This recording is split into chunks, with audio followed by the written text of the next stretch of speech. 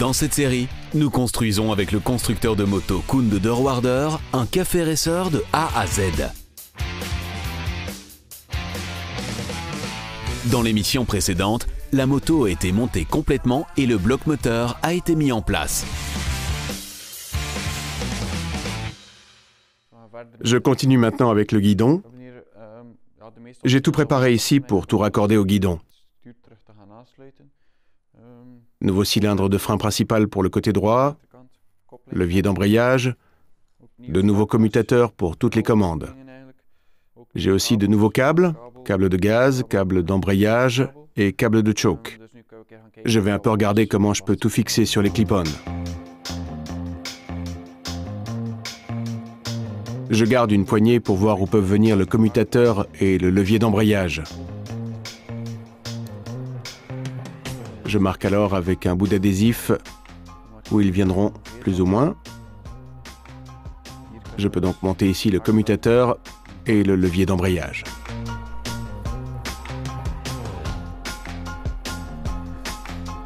Voici donc le commutateur pour le côté gauche.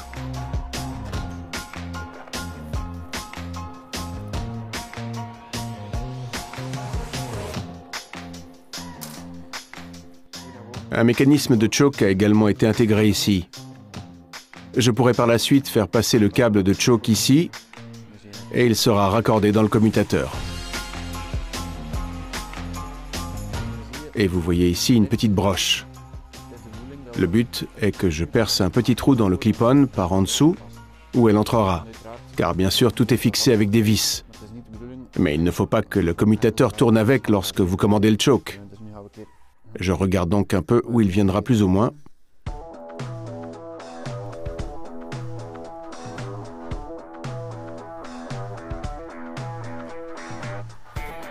Je fais un petit repère dans la laque en poudre du clip-on et je sais ainsi où je dois percer. Là où Koen a marqué un repère avec la pointe à tracer, il fait à présent un petit trou avec un poinçon. Le foret à métal restera ainsi bien en place pendant le perçage.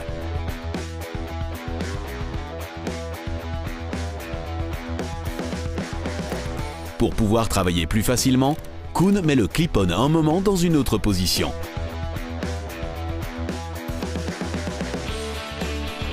Il peut maintenant percer un petit trou avec le foret à métal.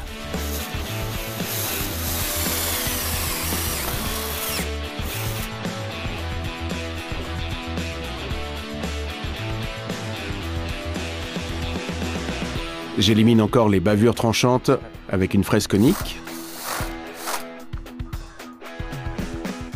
Et bien sûr, je teste.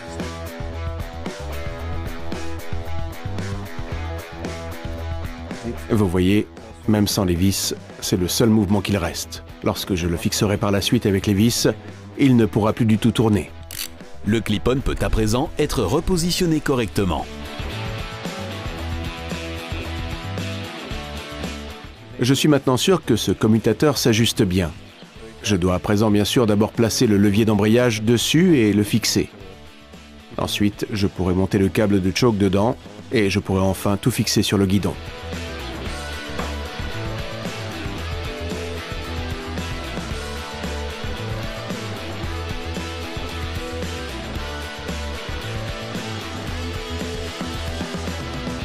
Je le mets pour le moment dans cette position. Lorsque tout sera monté, je pourrai évidemment regarder s'il doit être placé encore plus bas ou éventuellement plus haut. Mais je pourrai l'adapter selon la position assise une fois que tout sera finalement monté. Avant de pouvoir poursuivre l'installation du câble de choke, je dois d'abord remettre les carburateurs en place. Je pourrai ainsi voir si le câble original doit être raccourci. Et entre-temps, je peux aussi monter la douille correcte sur le câble d'acier.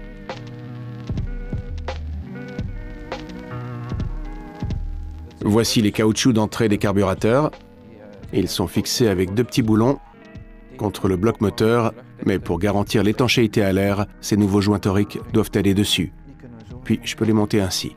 Vérifiez bien si les caoutchoucs d'entrée sont toujours en bon état. Si le caoutchouc est usé ou déchiré, le moteur risque de réaliser un mauvais tirage et d'influencer ainsi le mélange du carburant.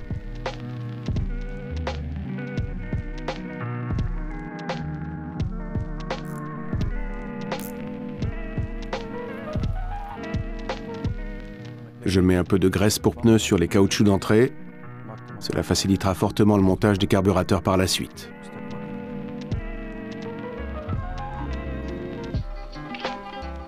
Puis, je monte d'abord le câble de choke. Il doit évidemment être monté correctement pour pouvoir mesurer tout à l'heure la bonne longueur. Je ne place pas encore les éléments de serrage, car ils devront de toute façon être retirés pour monter aussi les câbles de gaz.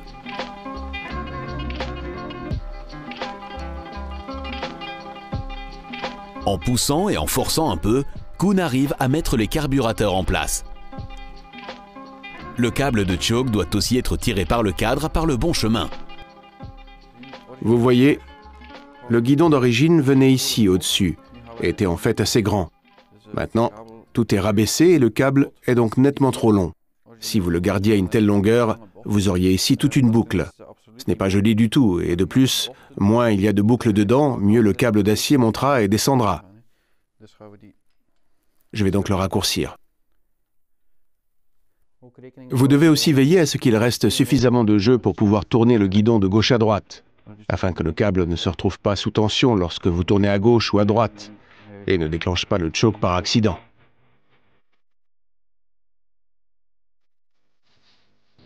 Vous devez également tenir compte du fait que le revêtement du câble d'acier vient aussi sur un bout de dent. Je viens de mesurer, cela fait environ 2 cm.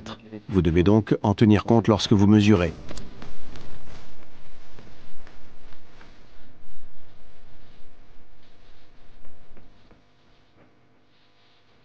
Je peux à présent à nouveau démonter le câble. Voici la douille se trouvant sur le câble original et allant donc aussi dans le commutateur original. Mais avec le nouveau commutateur, la douille et le câble d'acier se retrouveront ici. Et elle est donc bien trop grande. Vu que je dois de toute façon raccourcir le câble, je mettrai directement une autre dessus. Les seules allant dessus, ce sont celles-ci, ces petites ici. Je vais en utiliser une comme ça. Je molle donc la douille originale. Je peux à présent raccourcir. Je vais chauffer de manière à ce que le caoutchouc en dessous ramollisse et je peux ensuite le retirer et le réutiliser. Et alors, vous pouvez raccourcir le câble. Retirez bien sûr d'abord un peu le câble d'acier afin de ne pas le couper avec.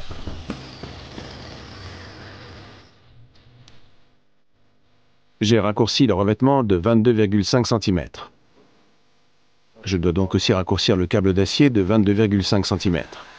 Avant de mesurer, je remets le revêtement dessus.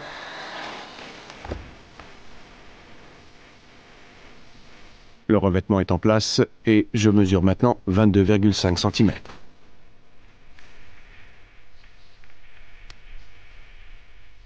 Je raccourcis un peu plus loin. Je pourrais ainsi par la suite déplier un peu le bout en trop et donc réaliser une bonne soudure. La soudure sera ainsi plus grande que le trou dans la douille et elle ne pourra plus jamais se détacher.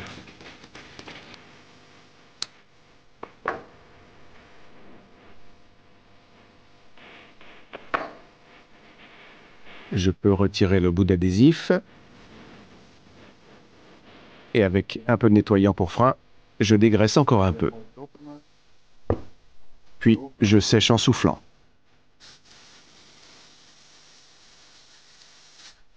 Là, je suis certain qu'il n'y a plus de graisse dessus. Je le tiens alors juste en dessous et je mets encore un peu de liquide à souder dedans. Le fer à souder est entre-temps chaud et je dois maintenant chauffer la douille. Elle transmettra la chaleur au câble d'acier et à l'étain soudé. L'ouverture de la douille et le câble d'acier ouvert sont ainsi complètement remplis d'étain.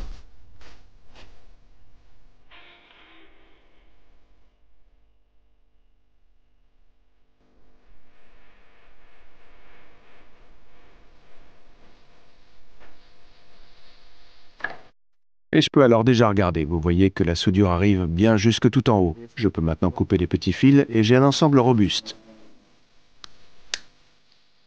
J'élimine le reste avec la bande abrasive afin que tout soit bien rond.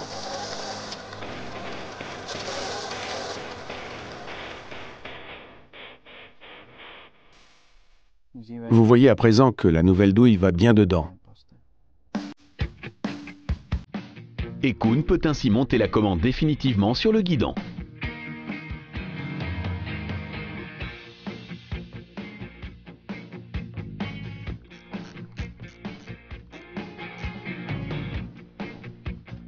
Le câble de choke est passé par le cadre et est raccordé au carburateur. Vous voyez que le levier de choke commande le choke sur le carburateur. Vous garantissez ainsi un mélange plus riche lors du démarrage d'un moteur froid. J'ai aussi déjà monté rapidement les filtres à air, car je continue à présent avec le câble d'embrayage. Il passera par ici. Je dois donc être sûr qu'il y ait suffisamment de place avec les nouveaux filtres à air. Le câble d'embrayage sera évidemment aussi trop long. Ici aussi, j'utilise la même méthode. Je mets le câble d'embrayage en place et je peux alors regarder de combien je dois le raccourcir exactement. Surtout pour le câble d'embrayage, il est très important qu'il soit à la bonne longueur et ne fasse pas de boucle supplémentaire, sinon l'embrayage est directement très lourd. Il ira ici, dedans par la suite. Je l'enfonce maintenant plus ou moins à moitié. Vous pouvez ainsi régler la course du levier d'embrayage, ainsi que le moment auquel on peut embrayer.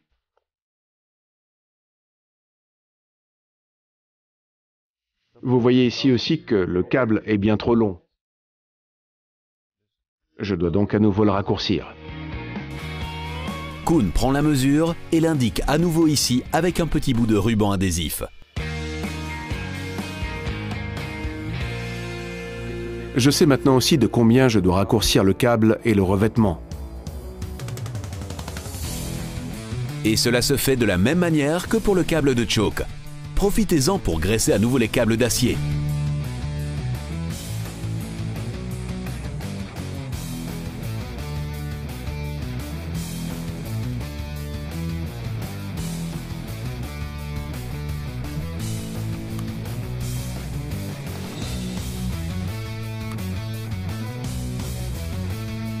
On vérifie alors si la longueur est correcte. Le fonctionnement ne peut pas encore être testé car l'embrayage doit encore être raccordé sur le bloc. Je continue avec le côté droit du guidon, le côté de la manette des gaz. J'ai aussi pour cela un nouveau commutateur avec un boîtier pour la manette des gaz allant dedans. La fixation pour le câble de gaz n'est hélas pas la même que celle utilisée par Suzuki, mais j'ai un câble Honda convenant. La seule chose que je dois faire, c'est y glisser un câble d'acier plus long, afin qu'il y ait suffisamment de jeu pour tourner complètement la manette des gaz.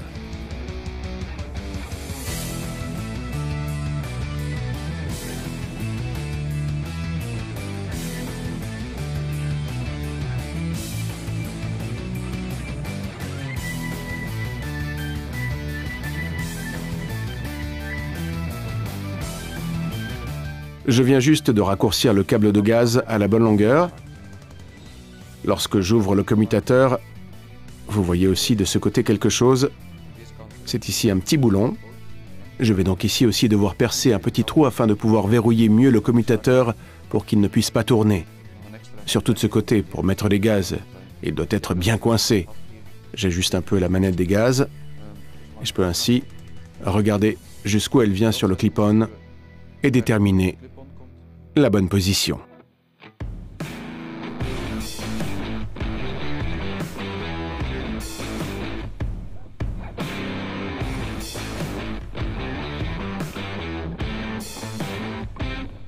Koen veille également à ce que l'emplacement et l'angle d'inclinaison des commandes sur les deux clip-on soient identiques. Cela garantira une position assise agréable. Il marque ensuite l'emplacement, fait un petit trou avec le poinçon et perce un trou où viendra le petit boulon.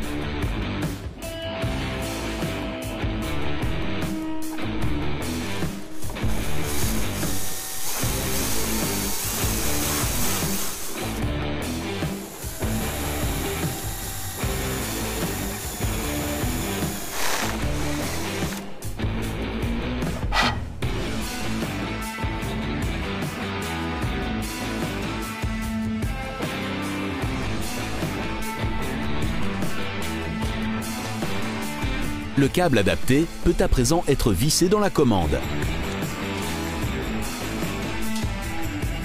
Le câble d'acier et la douille sont alors montés dans la manette des gaz. Et ici, vous voyez comment cela fonctionnera.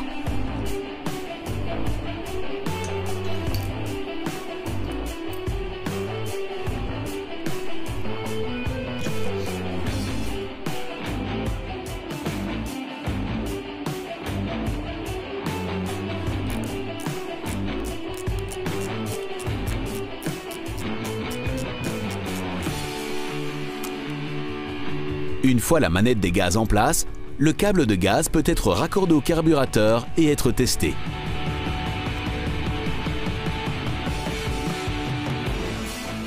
Comme vous le voyez, la manette des gaz revient complètement, mais elle peut aussi être ouverte complètement. Le câble de gaz a donc la bonne longueur. Je viens de lubrifier le câble d'acier et je sais aussi que la longueur est bonne. Je vais à présent encore rouvrir le boîtier afin de pouvoir également lubrifier son intérieur et donc les parties mobiles. Je le rouvre donc un petit peu afin qu'il y ait une petite fente.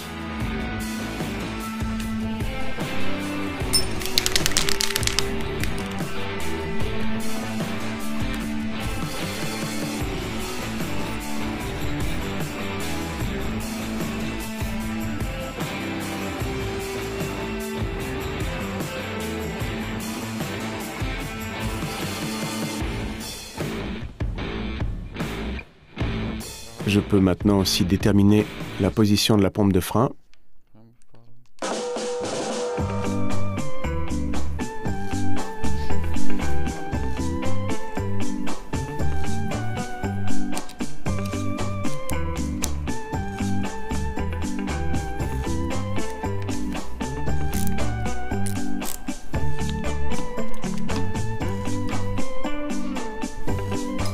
Une fois qu'elle est bien positionnée, Koen peut mesurer la longueur de la nouvelle conduite de frein pour la commander. Je mesure la distance entre la pompe de frein et l'étrier de frein. Avec une latte de mesure ou quelque chose comme ça, cela ne va pas et avec une corde, ce n'est pas facile non plus. J'ai donc pris ici un câble AAQ. Vous pouvez ainsi réaliser un câble de masse pour le faisceau de câble. Il est idéal car il présente une certaine robustesse tout en étant encore flexible. Je peux à présent mesurer. Je pose ce câble comme la conduite se retrouvera plus ou moins. Je veille également à ce qu'il y ait suffisamment de jeu pour pouvoir encore tourner le guidon. La moto est pour le moment complètement droite, mais je dois prévoir suffisamment de câbles pour que le guidon puisse aussi encore tourner. Il ne faut surtout pas tendre le câble pour mesurer. J'indique déjà ceci avec de l'abrasif.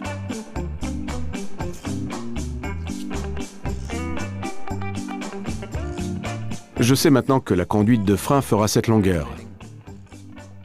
Je pose le câble un moment sur l'établi et je peux mesurer quelle longueur je dois commander. Il me faut donc une conduite de frein d'environ 79 cm.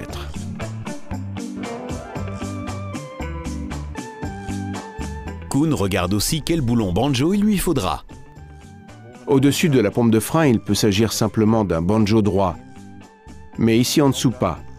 Vous voyez que la conduite viendrait très près de la douille de purge. Pour en dessous, je commande donc un boulon banjo partant sur 25 degrés vers le haut. Il restera ainsi assez de place pour pouvoir purger facilement le frein. N'oubliez pas non plus le commutateur de feu stop. Ici, il est intégré dans la pompe de frein. Je peux donc le raccorder simplement au faisceau de câble existant.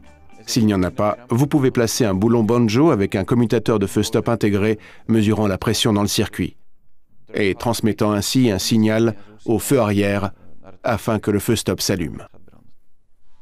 Koen peut à présent commander les bonnes pièces pour raccorder le frein avant. Et en les attendant, nous nous rendrons dans la prochaine émission chez le garnisseur. Nous y découvrirons comment est réalisé le revêtement de la selle.